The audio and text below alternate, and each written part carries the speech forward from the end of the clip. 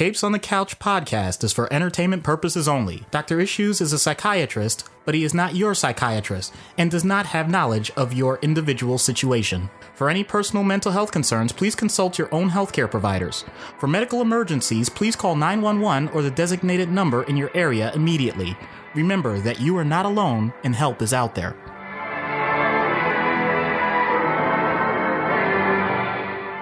Hello, welcome to Capes on the Couch, where comics need counseling. I'm Anthony Sitko. Alongside me, as always, my good friend, Dr. Issues. Hello, everybody. So this week's issue, number 8, the big one, the big grand Infinity War special blowout, grandiose, spectacular extravaganza. Dare I say would this be considered an annual then?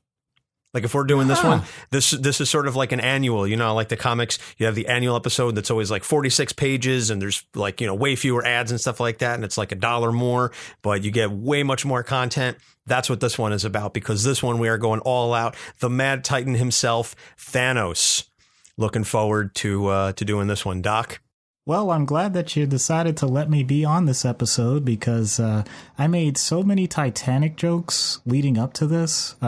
You could consider this my penance. I'm going to treat this with the reverence that it deserves. I was actually warned by one of our listeners, my mother in particular. She said, you need to curb it with the violence. You can't keep threatening him like that. I said, why? He deserved it. Before we begin, as always, you can find us, check out our website, capesonthecouch.live. We have a Twitter account, Capes on the Couch. We have a Facebook page, our email address, capesonthecouch@gmail.com, which some of you have utilized. And we'll get to that towards the end of the episode. We do certainly appreciate hearing from our listeners. You can find us on iTunes, Google Play, Stitcher, TuneIn, and YouTube. So any one of those myriad formats, whatever works for you best. If that's how you choose to listen to us, we appreciate any and all of our listeners and the feedback. So like I said, just as we continue to grow, we hope that you continue to grow with us and learn and listen and get back to us and tell us what you like, what you don't like. If there's a character suggestion that you have, please, by all means, reach out to us. We certainly have a long list of characters to choose from, but we also know it is not completely exhaustive. One of our listeners recommended X from Dark Horse Comics, which I had never heard of. I mean, I fully admit I'm sort of fallen, I guess, victim to the big two mindset. I know DC and Mar-Vell and like a handful of indie characters, but X was not one of them. But we'll definitely take X into consideration. So. And like I said, if there's another character that you want us to do, please let us know. We've got time and we certainly don't mind reading comics for research purposes. My wife is like, oh, what are you doing? I'm reading. Oh, is that for the podcast? Yes, it is. So please don't disturb me. Oh, I can't believe our audience is making us do all this work. We're going to have to read comic books. Damn them. Yeah, I've spent this past week rereading the Infinity Saga and all of the various comics associated with that. And it was just, God, there's just so many better things I could be doing with my time. I'm sorry, I couldn't even say that with a straight face. That's one of the awesome things about this podcast is just getting to read these comics and re-experience them, even if, we've read them before, just revisiting these stories that are told and these modern myths that we get to discuss and dissect in depth on a weekly basis it's a privilege, at least speaking for me. And I think I could speak for you, Doc, that it's a privilege to be able to talk about these things week in and week out. It allows me to view the things that I read I was going to say as a child, but as a teenager and as an adult, just to give them more meaning in my life. And that's something that we don't get to do with everything that we enjoy. Sometimes we just consider it quote unquote mindless. But at this point, I think everyone realizes that it's incredibly mindful. And, it allows us to enjoy it on a different level. Yeah. There is something to be said for the mindless stuff. But if you can find a deeper meaning in something, I think it creates just that emotional resonance with you. And I think that's one of the beautiful things about comic books. It's a testament to the creators that they have created these characters and given us these stories that have resonated with audiences for decades, literally decades, to see that transported from one medium to another. And again, I know we say that we focus on the comics in this show, but we would certainly be remiss to not mention the live action translation that many of these superheroes have undergone in the past, say, 20 odd years, and the way that they speak to audiences who don't just read the comics, but who go to the movies or watch the TV shows. You know, it's a multi-billion-dollar industry at this point, and superheroes are very much at the forefront of that sort of, I guess, reinvigoration of the cinematic experience. And nowhere is that more evident than with what Mar-Vell has been able to do. And again, just as a side note, it is unbelievable that they have been able to take 10 years and 18 films and create this cohesive story, and everything is connected in some fashion. It's just, the mind reels to think that they were able to do this, and to think that they did this out of necessity, because they didn't have Spider-Man back when they started this. They didn't have Spider-Man. They didn't have the X-Men, the Fantastic Four. There were a number of characters that were not in-house. And they said, well, who do we have? Well, we've got the Avengers, so let's work with that. And as a result, now this week, by the time this episode comes out, it will be, this Friday, Avengers Infinity War, the beginning of the end of this multi-phase, multi-film saga. And at the center of all of this is one of the greatest antagonists in the history of comics, in the history of entertainment, the Mad Titan Thanos. And the superfluousness of the introduction is insufficient to adequately describe the impact that a character like Thanos has on the stories. It's just fascinating. I'm going to give a bit of a warning to the people listening to this. This is going to be one of those episodes where we're going to have a lot of fun with it, but also things are going to get a little deep. It's going to be one of those things where either you're going to feel like you're on another plane of existence, or you're just going to have to tune out here and there and tune back in. Obviously, as podcasters, we don't want you to tune completely out, but just to let you know, this is going to be kind of wide ranging. And, I really hope that people enjoy it, because although I am going to talk about, the bread and butter of what I do, it's also going to expand my horizons to things that I've never talked about before. So buckle your seatbelts, please, enjoy the ride. We're going to be in for a hell of a ride. So Thanos was created by Jim Starlin, a writer/artist of incredible renown who deserves all of the accolades given to him, because his career continues to be inventive and fascinating, and he's constantly coming up with stories. But the thing about Thanos is Thanos was created in 1973, and he was an Iron Man villain. That's where he got started. Everybody, I don't know how many people are aware that a villain, a character as powerful and as impactful as Thanos, started off just as, it was almost like a one-shot story. It was Thanos, and Drax the Destroyer was also created in that very same story. Drax was created, again, in the comics. I know people have a very different understanding of who Drax is due to the Guardians of the Galaxy movies, but Drax was created literally by cosmic beings to battle Thanos. And Thanos came and was trying to conquer the galaxy, and Drax was sent out to destroy him. I read the issue not that long ago in preparation for this, but in the process of reading so many Thanos comics, I forget the specifics of it, but Iron Man ultimately ends up getting drawn into this intergalactic battle where he has to defeat Thanos. And I don't want to say that he beats Thanos, because it's a situation where Thanos gets away. If I'm not mistaken, they defeat a robot who was posing as Thanos, or Thanos put in his stead. The real Thanos got away, and they ended up fighting and destroying a robot. He later tussled with a number of the Avengers in later stories. Again, almost all of them written by Jim Starlin, who was working on the Captain Mar-Vell book. And by the way, this is Mar-Vell, the Kree soldier, not Carol Danvers. You know, she was at the time, I think, just Ms. Marvel back in the 70s. So he was an adversary of Captain Mar-Vell. And then he began battling Adam Warlock, aka him. In the late 70s is where we see him battle the Avengers on a number of occasions. And again, it's a situation where they all band together and they fight him. They defeat him, but he always ends up escaping or somehow eluding their grasp.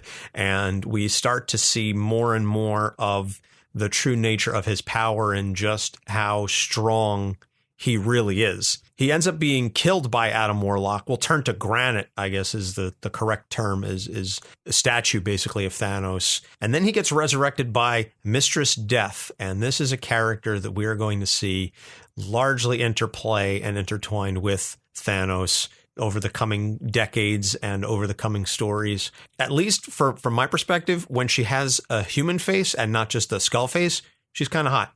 I'm not going to comment on that because I want to continue to have a co-host. Don't worry, buddy. We'll get you the help you need. I'm saying it's a compliment. I realize it's a compliment. It's also pretty twisted. What I was going to say before this was the fact that there's a personification of death. In addition to, honestly, if you look at the Marvel Universe, there are several major factors of existence that have their own personifications and their own powers. It's something that they've done for quite a while. The thing is, all of these characters end up making things interesting. I was going to say messing things up, but they don't always mess things up. And somehow Thanos is usually heavily intertwined with all of their machinations. You know what the equivalent, I think, is? And don't get me wrong, I know Marvel has a hand in this too, but it reminds me of learning about ancient civilizations and how they viewed spirituality in the form of multiple gods, but they all had their own personalities and their own pettiness. We'll get to that later. But yeah, I think the fact that Thanos has this bond with, you know, the personification of death is absolutely wonderful. And it's not just this interaction, it's an obsession, and we'll get to that later on. So in the early 90s is when we start to see the beginning of, or I guess setting the stage for what would become known as the Infinity Saga. And it starts off in the Thanos Quest, which is 2 issues. Thanos is on the search for the Soul Gems, not the Infinity Gems. The Soul Gems, because that's what they're originally known as. Everybody knows them as the Infinity Stones, because that's what they're called in the movies. In the comics, they were called the Infinity Gems. But before that, in the beginning, when they first were created by Starlin, and I think they first appeared in The Power of Warlock, because they were heavily associated with Adam Warlock and his crew. They were the Soul Gems, even though only one of them technically had power over the soul. So you have the soul gem, the mind gem, space, power, time, and reality. Those are the 6 key gems that Thanos needs in order to control all the various facets of the universe. And he goes to each of the holders of these gems and kills them or otherwise relieves them of the gem. And so now he's got all 6. And he puts them in this giant glove, and now that becomes the Infinity Gauntlet. And that is the title and the setting of the first part of the Infinity Saga in the comics. And we've seen in the MCU, Thanos, he has the gauntlet. By the way, I love that little bit in Thor Ragnarok, spoiler alert for, you know, a film that's like 6 months old at this point, where Hela's going through Odin's treasure vault and sees the giant Infinity Gauntlet. Oh, that's fake. And just knocks it off, because we'd seen the Infinity Gauntlet in the first Thor movie. I think at the time they put it there, it wasn't really known that they were going to be going this route or that they were going to be able to get there. So they're like, oh, we're just going to throw the Infinity Gauntlet in the background in Odin's vault, like a visual Easter egg for the fans. Except now they've reached the point where, oh, snap, we actually need the real Infinity Gauntlet. So Taika Waititi just said, I'll just have Hela say it's fake. Apologize for my poor Kiwi accent there. But you were using an accent there? I didn't even catch it. Sorry. The Infinity Gauntlet. This is the big one. This is the event to end all events, or at least it was supposed to be until, of course, the sequels and everything just got escalated. So Thanos now has ultimate power over all facets of reality. He's got everything. He can do whatever he wants. And what does he want? He wants to impress Death. He has the hots for Mistress Death so much that he is willing to eliminate half of all sentient life in the universe just to impress her, because he wants to win her love.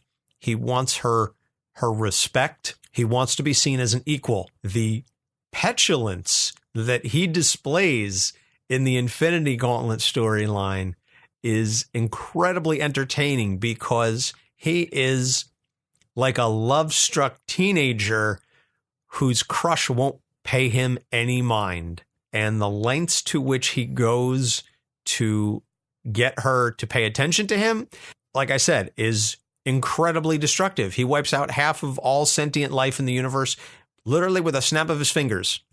All of a sudden, people are gone.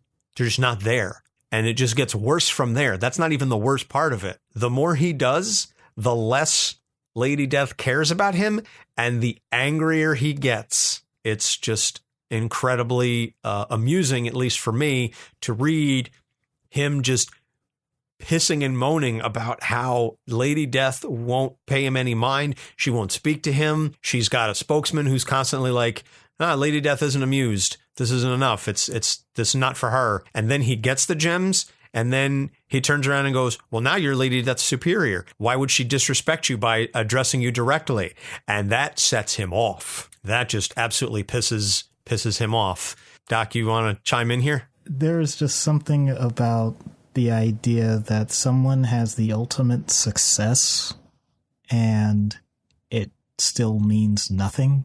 I am pretty sure that every being in existence would have a huge problem with that, because it invalidates everything that you've done in your life. I'm not sure that even someone as experienced as Thanos would come up with something rational to occupy their time. So unfortunately, the only thing to do is, go big or go home. Oh, he goes big. Exactly. He definitely goes big. And on a side note, I love that Mephisto is his little lackey. You basically have the personification of the devil in the Mar-Vell universe kissing up to Thanos in a way that is just, again, for me, very entertaining. He's almost like, and you're going to laugh at this, he's LeFou to Thanos's Gaston. That's the way that I envision Mephisto in this role. He is, you're so great, Thanos. You're so amazing and you're so wonderful. And I don't understand why it is that Lady Death just isn't obsessed with you. You should try this. You should do that. That's how you'll win her heart. It's Beauty and the Beast with Thanos is Gaston, Lady Death is Belle, and Mephisto is LeFou. You realize the fan art that you just inspired, right? I'm certain that I am not the first one to think of it. And I'm pretty sure Rule 34 guarantees that not only is it out there, it's also very much not safe for work. Yeah, you went there. I did go there. I thought it, and you said it. Pretty sure that's the theme of this show, is you think it, and then I say it. Because if it's wrong, I'm going to put it out there. For those of you who don't know, by the way, Rule 34 states that if something exists, there's porn of it. That's one of the rules of the internet. It's Rule 34. Listen, I didn't make it up, okay? I didn't create the rules of the internet. I just know what they are. It is my job and my responsibility to inform our listening audience of these sorts of things. I would be remiss in my duty if I didn't tell people what it is. I am so glad we didn't just go for a straight family rating. My goodness. I'm not saying anything necessarily explicit. No, of course not. Of course not. Keeping this on the rails. Trying to, sorry. So anyway... Thanos acquires the Infinity. Yeah, let's get back to the story. I apologize. It just the metaphor literally just came to me, and I felt beholden to express it. Thanos acquires the Infinity Gems, snaps his fingers, eliminates half of sentient life from the universe. Now, whoever's left has to battle him. They do so not really in a convincing fashion, and the Avengers show up, or whoever is left of the Avengers. They fall. Doctor Strange and Silver Surfer fall. Adam Warlock is unsuccessful. Then you get the aforementioned cosmic beings, the literal embodiments of the various natures and facets of reality itself. You have eternity, infinity, Kronos, the god of time, the living tribunal, all of these cosmic beings, celestials, all show up. All of them fall to the mighty Thanos. The only thing that does him in is his own hubris, because he eventually assumes his godhood and transcends to a higher plane of reality. In so doing, he leaves his body, and Nebula, at this point, who in the comics is his granddaughter, not his daughter as is portrayed in the MCU, she is existing basically as a husk of a person, because he's been toying with her by keeping her sort of in the limbo between life and death.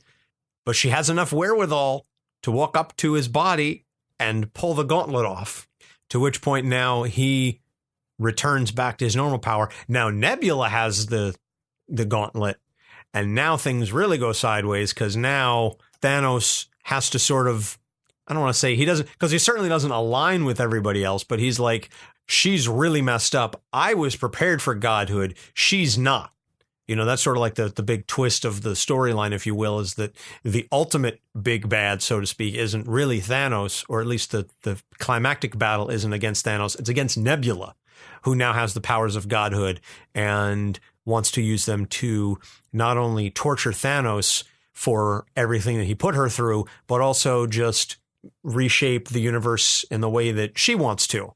So ultimately, Nebula is defeated. The Infinity Gems are separated. No, I'm sorry. No, they're not separated. I forgot. Adam Warlock ends up with the gauntlet. Okay. Since you were allowed to do metaphors, I'm going to do it too. Older generations may appreciate this. Younger generations are in a much more safe space environment. So if anyone's ever played the game Kill the Guy with the Football, that's pretty much what this reminded me of. At the first start, okay, Thanos trying to get all of this power, putting together all of these stones, with the gauntlet and all of that. Yeah, we get that. Okay, fine. So he ends up having that. But then from there, it's like, okay, so once that's assembled, especially once you get Nebula involved, it basically becomes more of an issue of, all right, hot potato, who's got it? Who's got it? Make sure you get it. Oh my God, don't let that person get it. Oh, what's going on? And it's chaos. Every step of the way, it becomes an issue of not just who's going to have the power, but, oh my goodness, what on earth are they going to do with this thing? And when Adam Warlock gets it, it becomes this kind of a Cold War where it's like, yay, I guess? Like, okay, he's not Thanos, but he's got issues of his own, and is this really the person that we want to have this thing? But things didn't go all to hell immediately, so it's okay. And then the Living Tribunal basically steps in for everyone and says, nope, not a good idea. Yeah, so Infinity Gauntlet ends, oddly enough, with Thanos living as a farmer. He basically says, I'm out. I had godhood. It was insufficient for my needs. So since it was taken away from me, I'm just going to live here and farm. I'm just really going to bring it back to the basics. So Adam Warlock, as you said, ends up with the Infinity Gauntlet and all 6 of the gems. And then he eliminates his good and evil sides. He expels them from his body so that he can become a being of pure logic.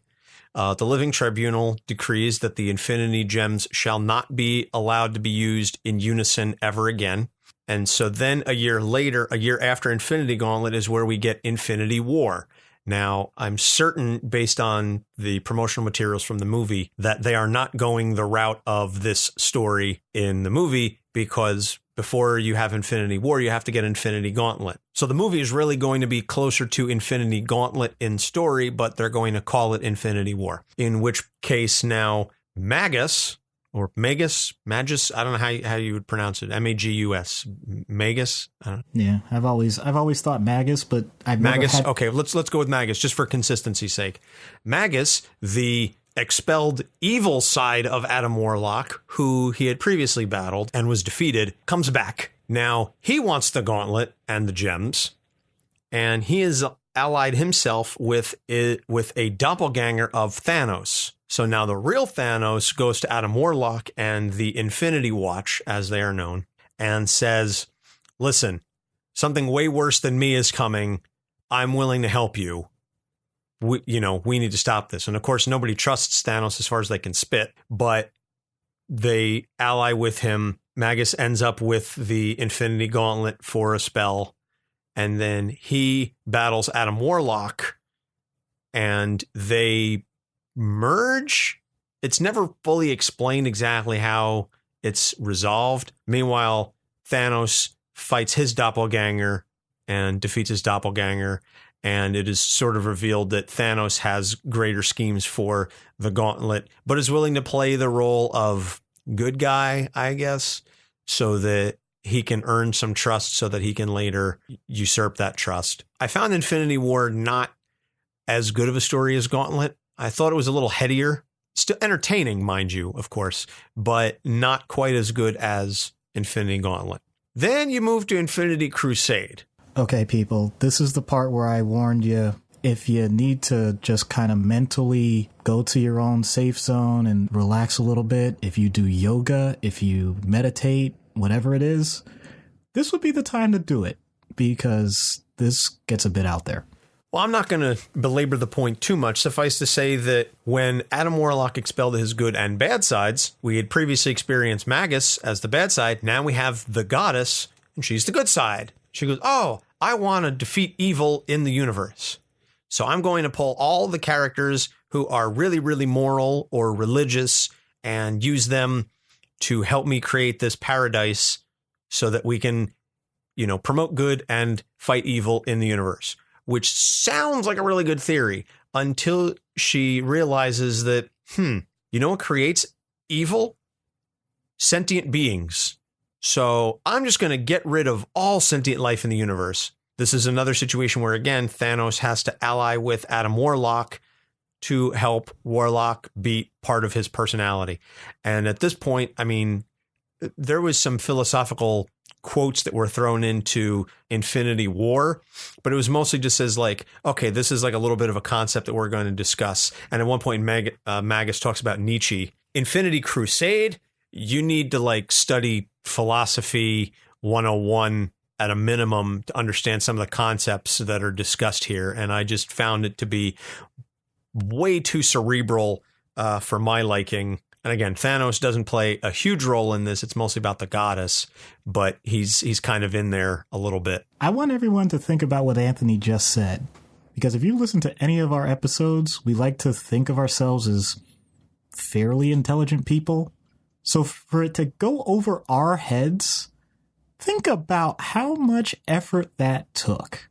My goodness.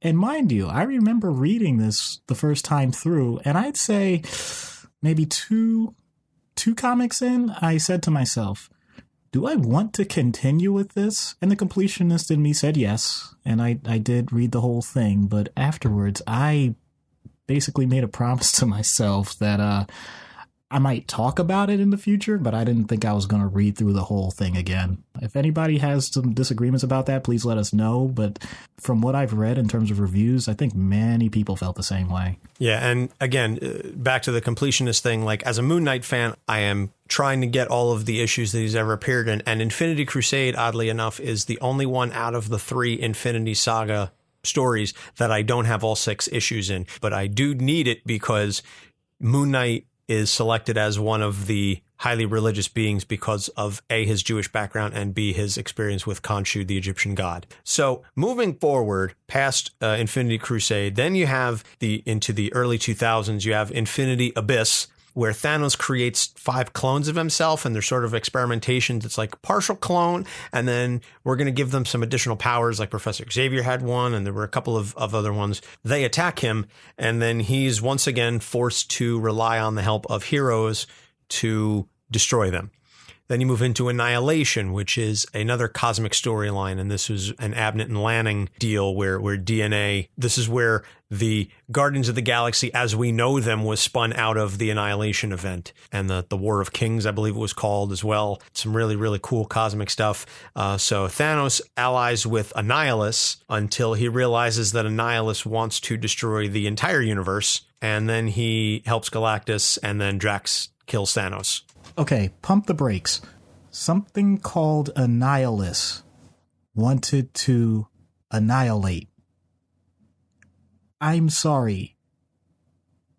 Someone as intelligent as Thanos should have seen that coming. You would think. But again, Thanos is very much the enemy of my enemy is my friend.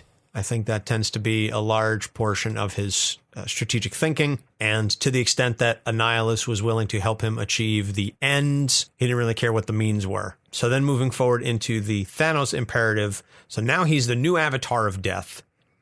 And he fights the Guardians of the Galaxy. He ends up imprisoned within the Cancerverse by Richard Rider, Nova. And then moving forward, then we have the Thanos Rising 5-part miniseries, which I read and I was entertained by, but I feel it was one of those situations where villains lose a little bit of their mystique when you learn their backstory and when you find out that they had a rough childhood or whatever the case may be. Darth Vader was this ultimate badass, and then we see Hayden Christensen crying and complaining about sand, and you go, oh, so he's just kind of a pansy then. Maleficent was really, really cool. And then Angelina Jolie turned her into this, mother figure for Aurora. And it was just, but why? Why couldn't she just be a badass witch who just turns into a dragon? Like, why do we need to know the backstory to every single villain? Why can't they just be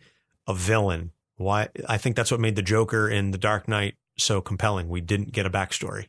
No one could see what I was doing just now with my hand, but basically I'm indicating that money is what's behind all of this. Oh, I know that. I'm not naive. I understand it's money and that, this has, this great IP attached to it. Let's create a prequel so that we can explain where this comes from. But like I said, I think it just demystifies the character. So Thanos is born on Titan. His mother, Suisan, I guess is how you would pronounce it.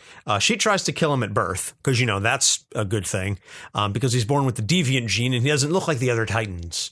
It doesn't look like his brother Eros, a.k.a. Star Fox, or his father Mentor or anybody. He's just, he's the purple prune chin freak that we all come to know and hate. So he discovers at a very young age that he's obsessed with death and he's hanging out with this little girl and she's ends up convincing him to kill his mother, and that's when she reveals that she is death, and that's where his obsession, love, whatever of death comes from, and that she says, oh, if you really want me to like you, you're gonna have to kill a lot more people. Doesn't this sound like all those crushes? I know you mentioned it before, but I mean, you're on the playground and this girl realizes that you like her and basically says, well, you need to prove yourself, all that. Thanos is one of those people that actually did it.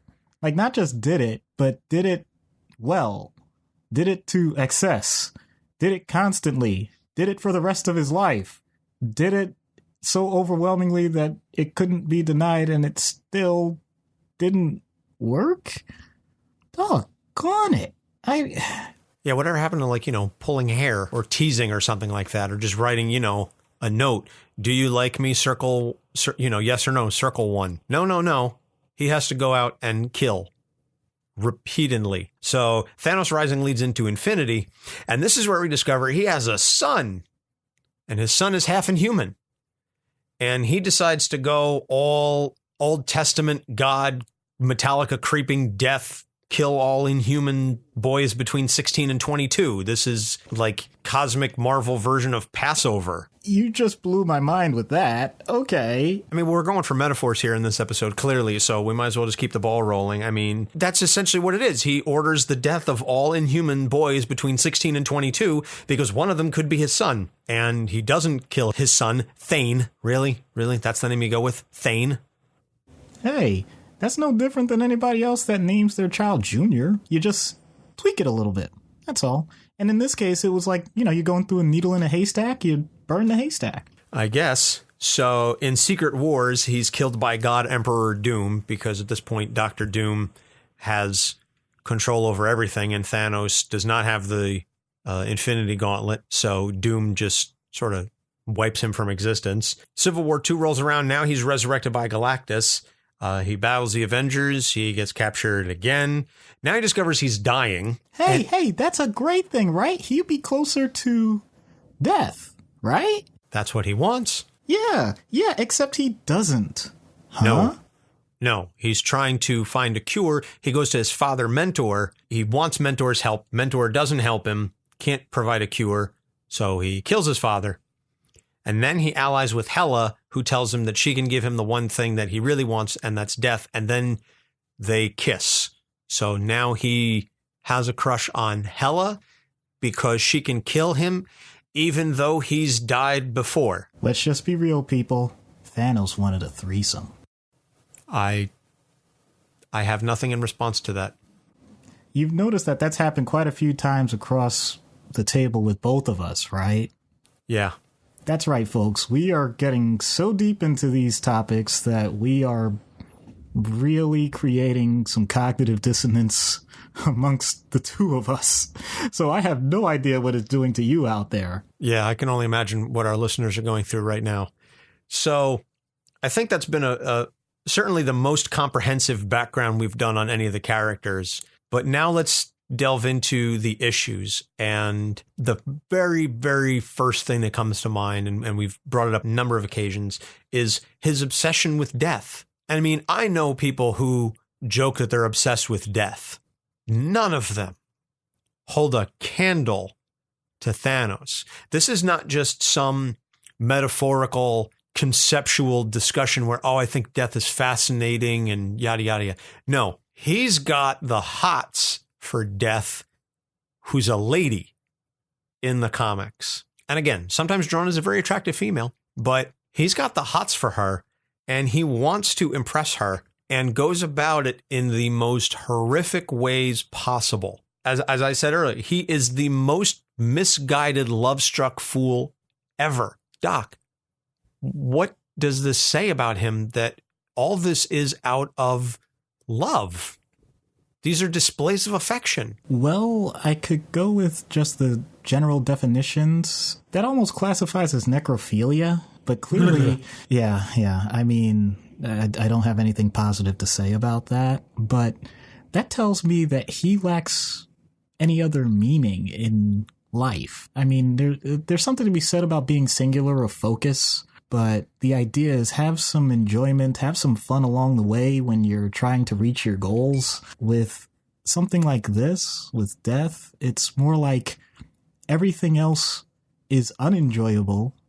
And in a way, it makes his task even easier because he doesn't have to value any of it along the way until he reaches that point where death has fully embraced him and accepted him and had sex with him. I'm sorry, people. That's really what we're talking about here. That's his goal. Yeah. Then, there's nothing else to shoot for. But Thanos has this unique combination where he has the type of abilities where, unlike the rest of us, where we may get close to our goals and not quite succeed, or even if we succeeded in our goals, our obstacles were, something that we can look back on with some level of fondness. Thanos doesn't do that. He's totally willing to disregard all of it at all times just for that one possible goal. This basically leads to him acting in ways that no other being, I think, can comprehend. He obviously is willing to eliminate every other being. He's willing to, at times, inconsistently eliminate himself. And I don't mean that in terms of being suicidal. I mean just the practical nature of, well, if that's what she wants. It's not exactly something I think I can wrap my head around, but I'm doing my best here. I don't think any of us can conceptualize it. I mean, I think to some extent we can certainly understand the notion of a crush that is unrequited. It's unrequited love. And that is a story as old as time. And it resonates with so many people because it's happened to all of us. We've all had crushes on someone who didn't want to give us the time of day. But part of growth and maturity is that we move beyond those things and we seek a relationship where it is an equal partnership. And at one point, Thanos says, I just want to be your equal. And that's when he acquires all 6 of the Infinity Gems, to which point Death's spokesman says, you're no longer her equal. Now you're her superior. And now she's not worthy to talk to you directly. So he succeeded far more than he thought he would. And in so doing, didn't accomplish his goal. That's an excellent point. Wow. The idea that too much success can be seen as a failure? Wow, okay. I mean, we really are getting a bit over my head here. No, but that's the case, is he wanted Death's affection. He felt that acquiring the Infinity Gems would allow him to do that. He did it. He killed half of sentient life in the universe. He built a literal shrine floating in space to her, and we never see her speak. We never hear her speak. What she ends up doing towards the end of Infinity Gauntlet is actually assist Silver Surfer and Doctor Strange. And in so doing, Doctor Strange goes, wow, she must really hate Thanos if she's willing to help us against him. So everything that he's doing is just further alienating her. He's that guy. He's that guy that's trying way too hard to impress a girl. And the more he does, the less she likes him. I feel bad for him because I've been in that situation. I have been the guy who really, really likes the girl and is like, wow, I have to do something. I have to do something big. I'll create this grand romantic gesture. I will do whatever it takes to ask this girl out and so on and so forth. And then I'm the one who ends up looking like the fool with egg on my face. There's one major difference, I'll say, though. You still, and I know this for a fact, you still have people around you that would either point out, hey, this goal that you have, it seems a bit misguided, or, if, let's say, in theory, you were getting closer to your achievements, it was, okay, good for you. Is there anything else you'd like to work on? And if it was an unrequited love, it would be, wow, that sucks. What can we do either to cheer you up or what can we do to get you to move on? Because we are not going to let you stay in the same place doing the same thing for eternity. Thanos doesn't have that. He doesn't have that guidance. He doesn't have that support. He doesn't have someone that he views as a friend, as an unromantic, platonic equal, peer, whatever you want to call it. Even though power-wise, there are plenty of beings in the Marvel universe that would qualify, but that's not how he sees them.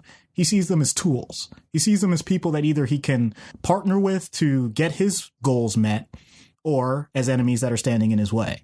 In other words, can you see Thanos kind of grieving a bit about his latest failed attempt to get death in his favor and sitting down with a beer or whatever it is these cosmic beings would have? That's the equivalent, and just kind of drowning his sorrows a little bit with a pat on his back from, someone like Warlock saying, hey, man, don't worry about it. You'll get it next time. No, absolutely not. And I think that's one of the things that drives Thanos as a character is his isolation. He's incredibly lonely. For a being with all that power, he's not alone, but he's lonely. And I know that's an expression that gets misused a lot and it's a trope, but it's the truth. He's never alone, but he's so lonely. I think you hit the nail right on the head. And when we get to the next section, I have an idea on how we can address that. Yes, that's right. I'm actually doing a teaser within our own episode, just to give you a hint as to ultimately, I think, what's going to help this guy. So one of his other issues tying in with that obsession with death is the petulance. He really, in many ways, particularly in the Infinity Gauntlet story, it's almost like he's throwing a temper tantrum at times because he's like, why won't she notice me? Why won't she talk to me? He destroys things. He breaks stuff, all in this temper tantrum like fit of she's not giving me the attention that I want. He's so attention craved and deprived. Again, that petulance, he's immature. You hit the nail on the head again. He doesn't have anything, though, to react to. I mean, he has Lady Death, but he doesn't have a parent. I know he has parents. People don't send emails about that part. But my point is, he doesn't have an immediate person or entity that he can respond to that he has the respect of to kind of put it in perspective. He basically gets to have his tantrum throughout the toy store with no one to tell him that's wrong, or even just to react saying, like, oh my God, look at the damage you did. Because sometimes when children have those tantrums, they want the attention no matter what it is, positive or negative. Even just someone saying to them, wow, you wrecked that entire aisle. The kid actually gets a positive emotional response out of that. Thanos can't even get that. Usually because the things that he's destroying are the people or the superheroes or the other, celestial beings that would be able to give him that feedback. And now that you mentioned it, I'm just going back like years ago. Didn't he actually do that to one of the characters, like turn them into blocks and then just knock them over? Like, I'm pretty sure that happened. I think he turned Thor into glass. He turned somebody into cubes. Yeah. During the Infinity Gauntlet story. Again, when he has control of the gems, he can do what he wants with reality, and he certainly did that. Well, to your parent point, I mean, he killed his mother at a young age. He killed his mother, and he never got along with his father. And I think part of that loneliness is because he was born with that deviant gene, and he didn't look like the other Titans.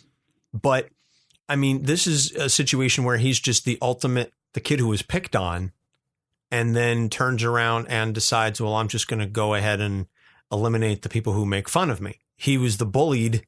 Now he's the ultimate bully with the ultimate power. Yeah, that's a situation we don't see that commonly, or if we do, it has some sort of check on it. Yeah, usually some outside agency is able to regulate what's going on. If we're talking like on a national level or things like that, it's how wars get started. It's how conflicts happen. But to put it on the plane of existence as we know it, that's something that I think they handled in Infinity Gauntlet. I think they handled it well. Just the idea that, well, something's going to happen that is beyond anyone's expectations, including Thanos himself, and that's how we end up with change. I think the way it was handled, though, past that with Infinity War, Infinity Crusade, all that, I think it just went beyond anything I could have considered. But to tie it to something that people actually do fear in the future with technology, I mean, people fear the singularity, the idea that at some point we're going to have something that's so beyond ourselves because of what we've created, be it artificial intelligence, be it extraterrestrial beings that we encounter, or whatever the case may be, that they're not going to recognize us as something that's important. It's going to be no different than like squashing an ant because it moved too far from its colony. Like it's not that they're trying to purposely hurt us, but we're going to end up in a situation where we're not important. Thanos actually got to that point. He basically had all of the power, all the abilities, all, destroying everything. And it's like, well, okay, what's next? That's a situation that most people don't get to in life. When you do, it can be just as devastating as anything else anyone has experienced. Let's say you've been incredibly successful at something. You have a business that's worth billions of dollars. You're incredibly famous, whatever. No one questions your abilities anymore. No one challenges you. Because bullying is a terrible thing. It's not something that you look forward to, and it's not something that anyone should do to anyone else. I don't consider it a positive at all. But that doesn't mean that the person doesn't get some value from it ultimately because they learn to overcome the challenge. So congratulations. Golf clap. Thanos was able to overcome the bullying, but he didn't do it in a way that was going to put him in a positive situation. He did it and basically ended up worse off than when he started. So the next thing that we can discuss with Thanos is his nihilism. And that is addressed particularly in Infinity Gauntlet, where he's the primary antagonist. This notion that I'm just going to do what I want and nothing else matters. You want to talk about that for a bit?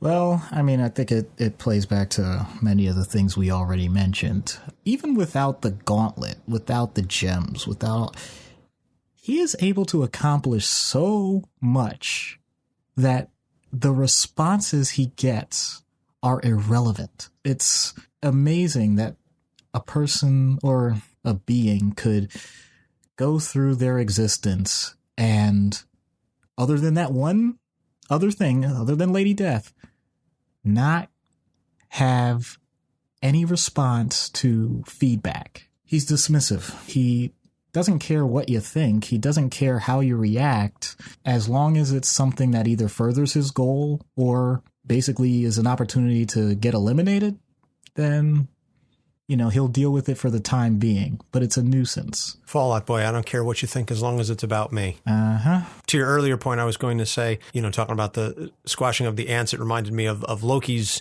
comment from the Avengers, you know, an ant has no quarrel with a boot. You're so far removed from the notion that anything has an impact. So what difference does it make?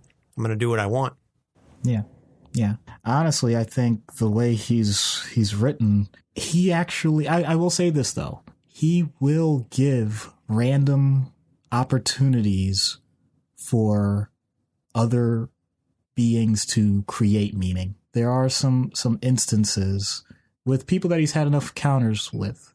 He gave it, the ultimate one, he gave it to Mar-Vell when he's basically going to die. Basically, I've battled you so many times. If I'm not going to have that opportunity again, then let's do it this one last time. And in his mind, I'm guessing here, but he basically says, you know what, maybe this will be worth something because it's finite. You know, the number of times we throw around infinity in this whole thing, you know, the idea that there was something of value to him, mainly because he had been defeated before. Yeah, well, I think that battle, Thanos was dead, if I'm not mistaken. Correct. So Thanos is going to be the one to escort Mar-Vell to death in the incredibly moving Death of Captain Marvel graphic novel. He said basically, you know, I will help escort you to death because you are a great warrior. You are my greatest adversary. You have earned that right. So there is some small notion of honor, as warped as it is, with Thanos. It's just he doesn't give it freely. Certainly doesn't give it freely. Right. It's rare. But it's there. So I guess that counts for something. Thanos is primarily focused in greed and ego and lust for power. I mean, one of the classic cases of comics just showing you a character that wants everything for himself and does achieve it. He gets that power and he uses it. And he's phenomenally destructive with it. Ultimately, he loses, but there is a good long period of time that he is the victor. And you don't often see the bad guy winning in comics for any reasonable length of time. But he does end up with, you know, because don't forget, at the Infinity Gauntlet, when the Infinity Gauntlet starts, he's already gotten the gems. Right. The Thanos Quest is about him acquiring the gems. That's right. Infinity Gauntlet, he has them. Now he's using them. Right. Very true. I'm going to take a little bit of a positive spin on this because, and I do believe this in general, sentient beings, because once again, I know I use humanity all the time, but sentient beings, for the most part, do not consider themselves to be villains. They do not consider themselves to be bad. So when you flip it around and use that, all we're talking about with Thanos is potential. You have natural talents and abilities that either you're born with or have developed early on in life. And what do you do with it? Thanos is trying to live out his potential. Okay, he's already had the situation where he's born to a race that has incredible powers, incredible abilities. Even though he's considered an outcast, that doesn't change underlying what he is capable of. The fact that he ends up with ambition basically means he's recognized that there is something that can be done with that talent. That's great. The fact that he put a plan into action, that he was able to list and label goals, that's great. I mean, I don't remember who coined this saying, but a goal without a plan is just a wish. It doesn't mean anything. Another variation on that. If everybody got what they wanted, then we'd all be billionaires with six-pack abs. I mean, you actually have to take further steps. You actually have to take action. You have to use your effort, your energy, all of those things. Thanos, to say that he did that is an understatement. He just went all out to accomplish what he considered to be his primary goal, which we already know. Did it incredibly well. You know, so like I said, I'm going to go ahead and I'm going to put a positive spin on that. The fact that he considers his value to be greater than everyone else's in existence, I mean, that's pretty bad. And the fact that because he doesn't value it means that it, you know, is disposable is pretty bad. And the fact that instead of talking about this in philosophical terms, we're talking about the actual lives of everyone involved, that's the worst. But, you know, hey, can't, you know, make an omelet without breaking a few eggs or planets or galaxies or, well. Now, one of the things that is key to the stories is the notion that he is betrayed by his subconscious thoughts. And there were a number of occasions in which he had power and somehow provided the means for himself to be defeated. And this is actually discussed in Infinity Gauntlet and then later in Infinity War, I believe, that subconsciously Thanos craves the power, but does not believe that he is worthy of it, and ultimately creates a scenario and self-sabotages because he knows he shouldn't have this and he knows that what he's doing is wrong. So even if he really, really wants it, there's still a part of him that doesn't. And because he doesn't believe it with his whole heart, that he somehow in some small way creates a scenario where he can be defeated, like with Nebula taking the Infinity Gauntlet from him because he ascends to the higher plane of existence and leaves his corporeal form defenseless with the gauntlet that provides Nebula the opportunity to just snatch it right off of his hand. That is discussed at length. Now, what would you say about someone who constantly sabotages and prevents themselves from accomplishing their goals? All right. Once again, I'm going to use the premise that Thanos actually has done a lot with what he's been given. We have evidence of that. There's something called imposter syndrome. And no, it's not doppelganger or anything like that. It's a situation, and I think a lot of our listeners are going to relate to this. You know, let's say it's as simple as you've been doing your job and you've been doing it incredibly well. Your boss recognizes it and they start talking to you about things about, you know, well, we want you to have a different position. We want to give you a promotion. It's like, oh, that's wonderful, right? So from that standpoint, you start thinking, well, wait a minute. I've never done that job before. Oh my goodness. What am I going to do to meet the expectations of this new job? What if people find out that I don't have the skills that are necessary? Oh my goodness. That means that I have to make sure I act in a way that's going to be viewed as appropriate for my new position. And at some point, I'm worried that people are going to talk to me and realize that I'm a fraud, that I am not worthy of anything that's happening to me, and I'm going to be exposed. This is a 100% irrational thought. No one is quote unquote born to do something. I apologize. I know I'm probably going to get some feedback about that.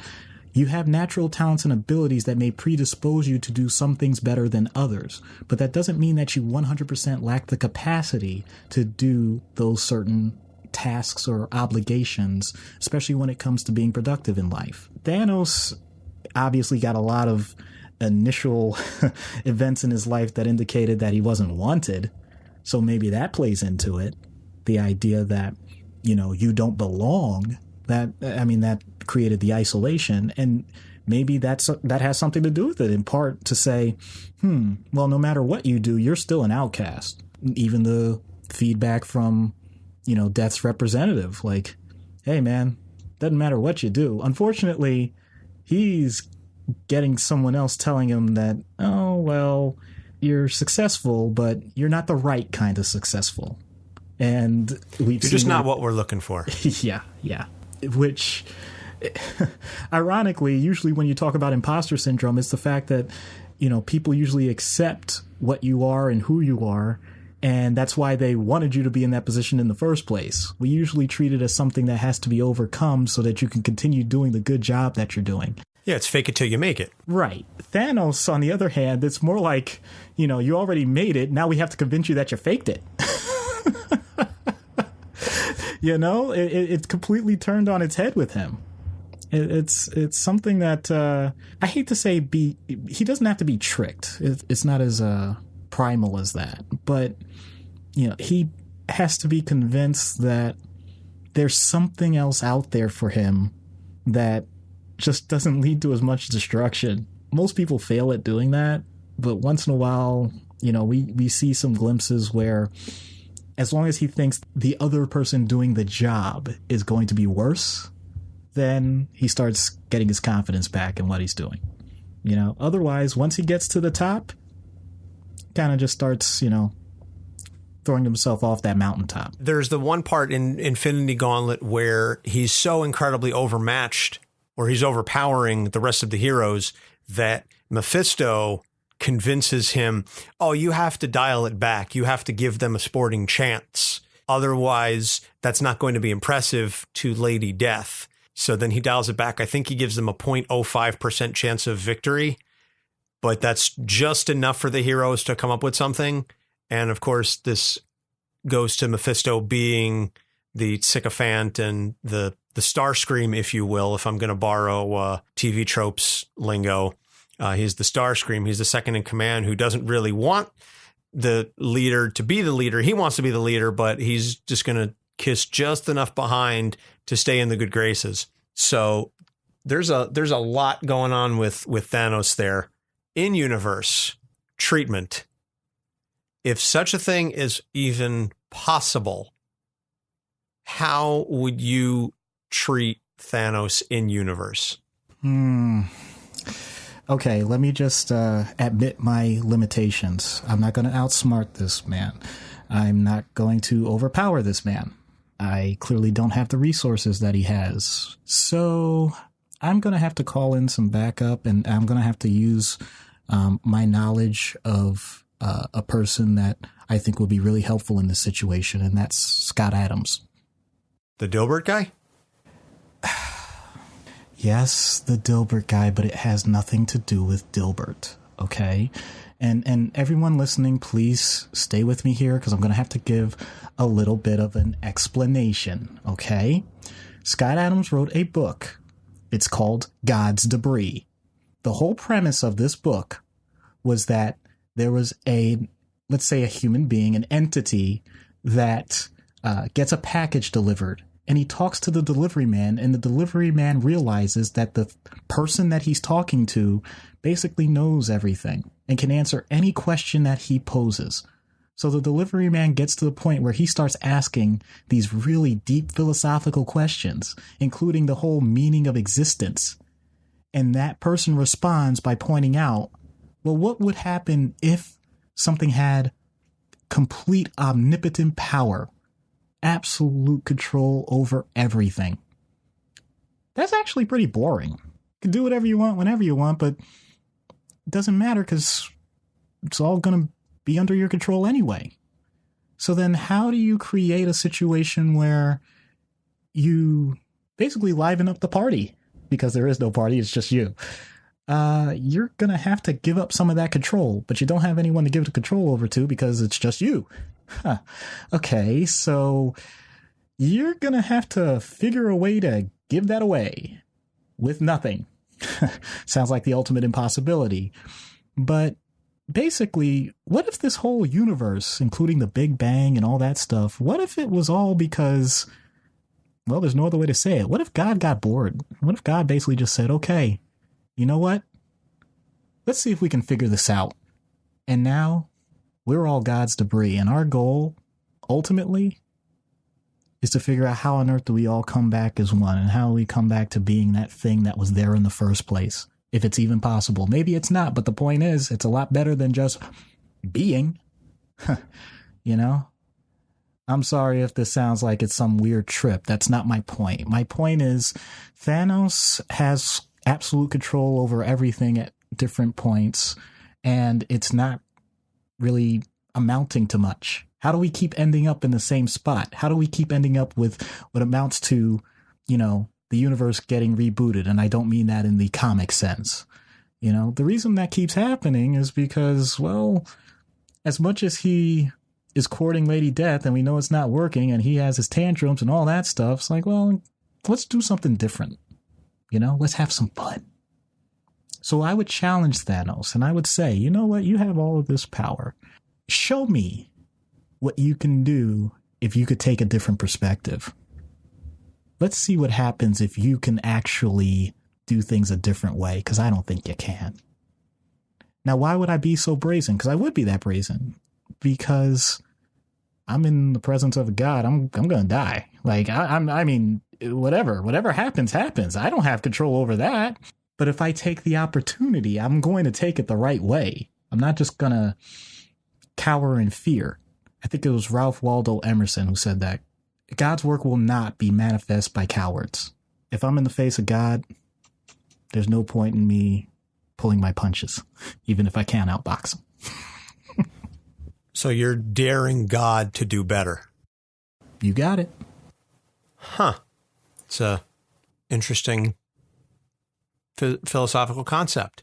To your point about the story of God's debris, it reminded me of, there's a short story called The Egg, where a man dies and he meets this being who he perceives as God and starts talking to this being. Again, we'll call it God.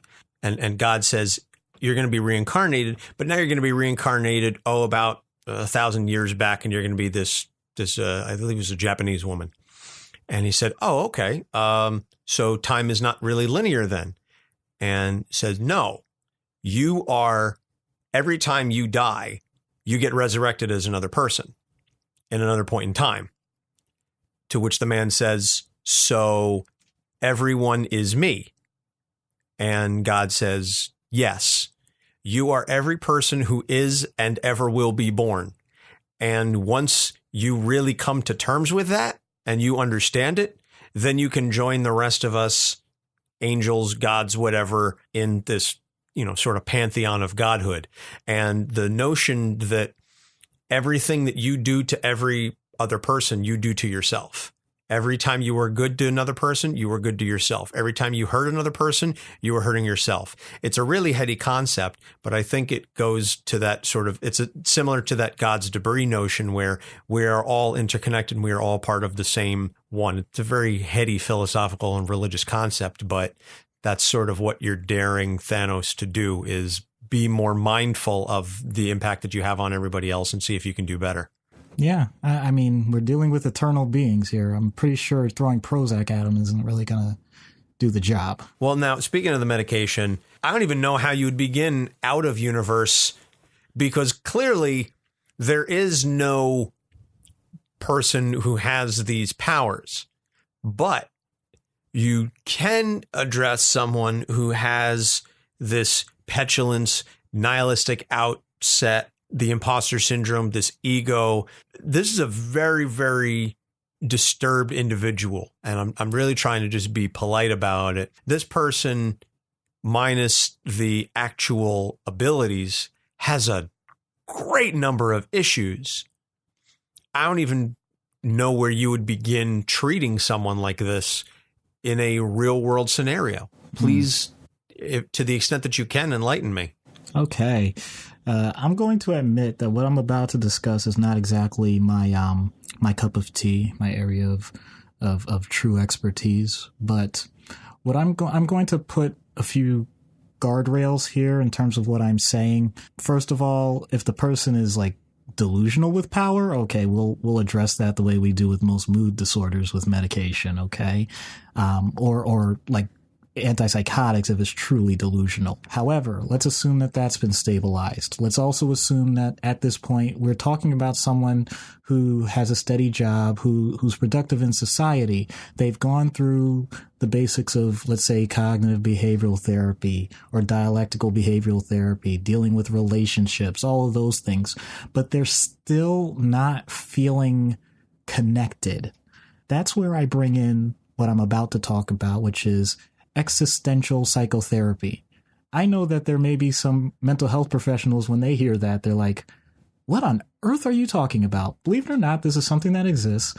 It's been discussed philosophically for centuries, but as a treatment, I mean, since I would say the 1980s, it's something that's been developed where you start to connect with the person because they have a lack of meaning to life.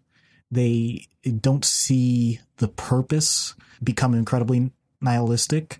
You help them realize that their connection has to be on a greater plane. They may not be spiritual or religious, but the idea is they have to find something that is important to them, not just from a person-to-person standpoint, but a quote-unquote greater good standpoint.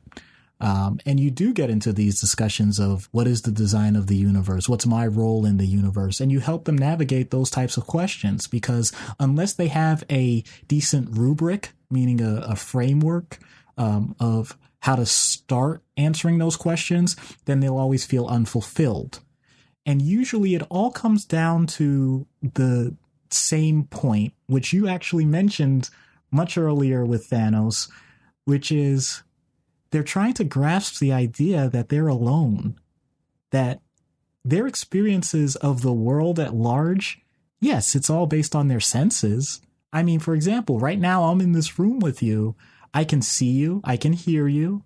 You know, I've known you for a long time. I have a representation of you in my mind, and I get to interact with that, but I'm not you, at least not the way things are currently constructed. The idea that no matter what I do, I'm myself. This all sounds very strange if you have to compartmentalize like this, but some people need that. If they don't do that, then they feel like the world is just incredibly strange and meaningless. It's something that a lot of people won't admit either to themselves or to the people around them, because and I don't like using these colloquialisms, but they're like, oh my God, that's crazy. But if you don't address it, you're not going to get the fulfillment that you want out of life. You could be as successful as any other person. You can have, all the money in the world. You could be a great athlete, all that stuff. But if that's truly what is causing the disturbance, you're going to be just as miserable as a person that's completely homeless and divorced and lost all their family years ago. That's one of those situations where you have to take a chance. It's not something that a person is going to usually freely admit. But if you're able to identify that as something the person needs to address, then it can do quite a bit of good. Huh. Well, I, for one, am glad that you are not me, and I am not you. I'm glad to know you and have this representation of you, but I don't know that I could handle being you and me. Now, is this a situation? No, because I know I'm sort of joking here, but I'm just trying to, again, conceptualize this. Is this a situation where you're trying to get them to understand the connection between people, or? Yeah. In other words, a lot of times the person's goals may not be directly tied to what you or I would consider as important. For example, let's say, all right, I'm feeling depressed. Okay, well, what are you depressed about? Well, I had a bad day. Okay, well, what was a bad day? Well, deal didn't go down the way I wanted to because I own my own business. Okay, that happens. Yes. All right. What went wrong with the deal?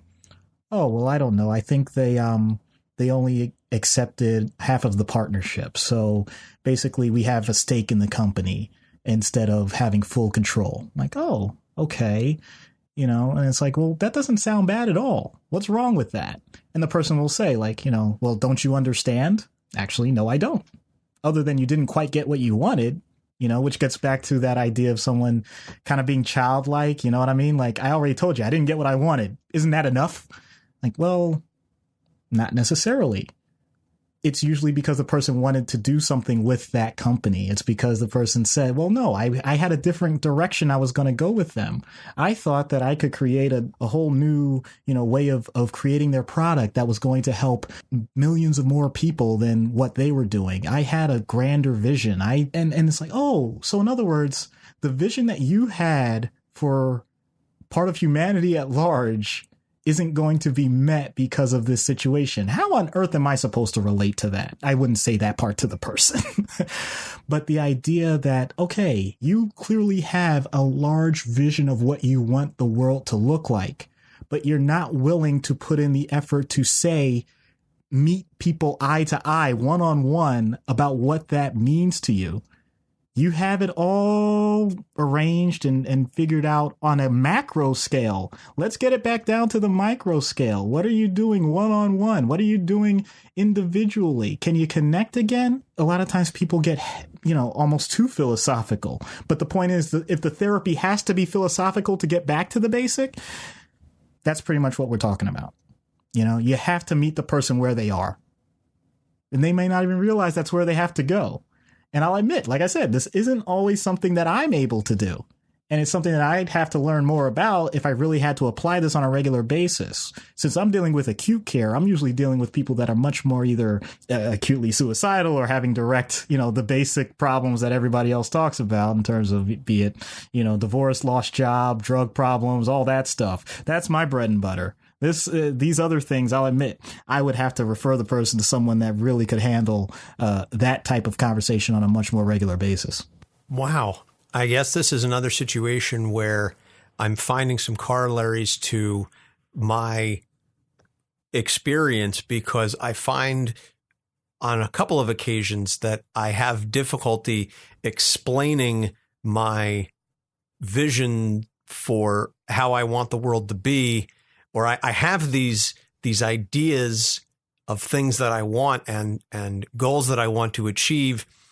But when it comes to trying to elucidate those ideas, I falter sometimes because I have the ideas, but no idea how to execute them. And it's difficult for me sometimes to try to explain the specificity of why things aren't going the way I would like them to.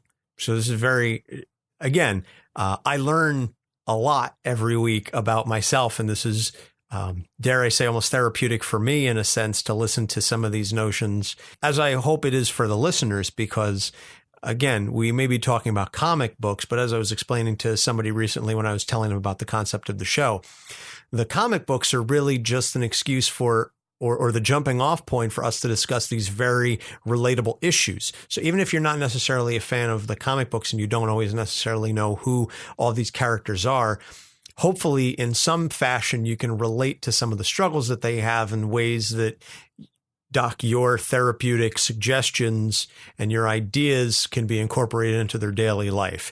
At least over the last, this is the 8th episode we've done. So over these last 2 months, I've certainly learned things about myself through these discussions that I've been attempting to apply on at least some level. And when you were discussing this, it just, like I said, it resonated with me on some base level. Well, if you end up getting the Infinity Gauntlet, I am sure that you will do better than Thanos. I certainly hope so. I don't know that that's ever going to come to fruition, but, I would say that I have better intentions than Thanos, but we also know that the road to hell is paved with good intentions. So I'm not entirely certain that having the omniscience and the omnipresence and the godlike ability to make the world into a better place would ultimately result in it, in fact, becoming a better place. But since I'm never going to get, a giant gold glove with 6 gems on it that will actually let me do whatever it is I want at the snap of a finger. I don't know. There's a lot of decent bling out in the world right now, man. You could probably. And there's some really solid replicas I have seen, especially with the merchandising for the film taken off. There are some really, really kick-ass replicas that can be bought for quite a pretty penny. But I just got my tax refund, and that's not, I think, a good use of my money. Maybe if I were single, but I don't think my wife would appreciate coming home and say, "Hey, honey, guess what? I bought this giant 2-foot size, life-size Infinity Gauntlet." What do you mean it can't go in the living room? We could just put it next to the television. Sure, the cats won't use it as a scratching post. Amazing. Absolutely amazing. And by the way, we are not denigrating anyone that actually has replicas of the Infinity Gauntlet. No, I'm jealous as hell. If you have a replica Infinity Gauntlet, send us an email. Like, can we come to your house? Hey. Like at least see it? Is it like a super large size replica, or is it like the type that you can actually like put your hand in and like maneuver? Because Thanos is like 8-9 feet tall. So he's a really, really big dude. So, and I've got big hands for someone my size, but that's a little too large, I think, even for me. Well, you know what they say about people with large infinity gauntlets? What? What do they say about people with large infinity gauntlets? That they probably should try and dismantle it so that the universe doesn't get destroyed. I was going to say I thought it meant that they had a lot of disposable income, but yours works too. So now the treatment is done. So now we get to the fun part. What happens when Thanos ends up on Dr. Issues' couch? What the hell? Where are we? Hello? Greetings. Damn, Anthony. I know you're good with production, but this is insane. This is not me. What? I didn't do this. Enough. Who said that? The one who summoned you here. Who are you? I am Thanos of Titan. Why would you take the time to summon us? Previously, you were a nuisance, unworthy of any consideration or thought. But recently, you two have grown in power and influence, and you pose a threat to my plans, so you must be dealt with accordingly. We're just podcast hosts. Like, we're not a threat to anyone. Your failure to comprehend a greater scope of influence does not diminish your impact on my schemes. Even a fly can prove worrisome in the proper context. So if we're flies, why not just kill us? Omnipotence such as mine does not come by mindless killing. The best hunters study their prey extensively. Oh, okay, Doc, I know you deal with these guys every week, but I am feeling very out of my element here. Well, we should feel out of our element since when can we deal with God? I mean, you're a god, right? Dude, what are you doing? Yeah, he is a god. So, clearly he's figured out no matter what level we reach, we can never match his power. I have no need of your sycophancy. I have already foreseen the result, and it is not one you would find favorable. Okay, so if you can see how this goes, then you can tell us. How does it end? Like, what's the point of all this? I bore of this repetition. You cannot conceive of the grandiose nature of existence and all that I have planned for it. Then are you so omnipotent that you would be able to explain it to us insects? Because if you can't, then I question the validity of everything you said. Yeah, like if you really know your stuff, then you should be able to explain it to us like we're 5 years old. I have neither the patience nor the inclination to grant your request. Look, you have all the power in the world, including that of time and reality. The fact that you won't means you can't. Guard your words, mortal, lest they be your last. On the contrary, I open myself to you, mighty Titan, not as a sycophant, but as a student. Your lifespan is insufficient to allow you to learn even one iota of the knowledge I have gleaned, even with all your intelligence and study. I don't know, Thanos. I mean, we're pretty smart guys. And if we're not enough, then how many is it going to take? And if you're that sure of yourself, then you should be able to give us immortality to learn, right? Do not question how I use my powers. They are mine and mine alone to use as I see fit. Well, it seems like you've already decided how this is going to go. You know how this ends. So that makes you a slave to your own fate. Thanos is no slave. Well, then I guess you're going to have to do something unexpected, because you're playing this like a rail shooter. Yeah, we can't do anything about it if Thanos read the script. You question my control over my power? I have the Infinity Gems. Reality is mine to shape. Time is my plaything. Even your very souls are subject to my whims. Your insolence in the face of such awesome power would be concerning if you had any ability to stop me. But instead, it is merely humorous. Wow, I've never had God laugh at me before, especially before sending us to meet death. Well, then I guess we'll just have a chat with her when we get there. We'll tell her you said hello. You are unworthy to speak to her.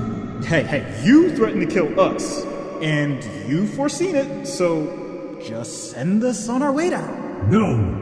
If I cannot have her loving embrace, then you shall not deign to be in her presence either. You wanted an exhibition of my power? Then you will have it. So what does that mean? Whoa. Wow. Does Does this mean we're immortal? Dude, does this mean we beat God? I don't know, and I'm not entirely sure I want to test that theory. Fine, I will. At least we got $1 billion in our bank account, right?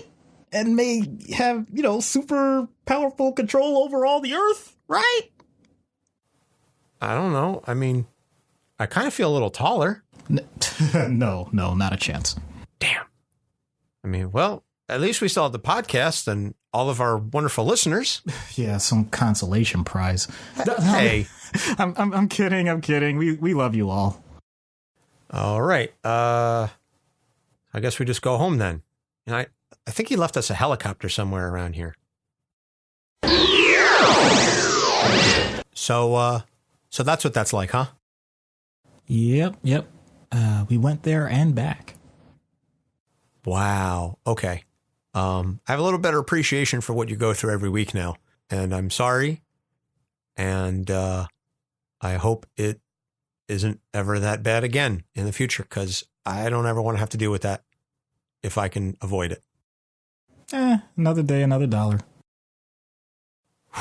Okay. It's a very pithy way to look at it, I suppose. But hey, man, sometimes you just gotta brush off, the entire universe. It is what it is. All right. That's works for you. Well, hopefully we'll still be here come next week, and he doesn't decide that he wants to come back and finish us as we continue to grow in power and might and influence. Next week, we're going to follow up Thanos. We're going to go from one Avengers villain to another. I guess we'll follow up on the notion of the Avengers villains, and we're going to do Loki. So this is kind of like a follow up to the Thanos one. We figure we'll continue to tie in with the Avengers villains. But also this is by request from a listener, Georgia, wrote us a very wonderful email. And so I kind of had an idea to do Loki at some point anyway.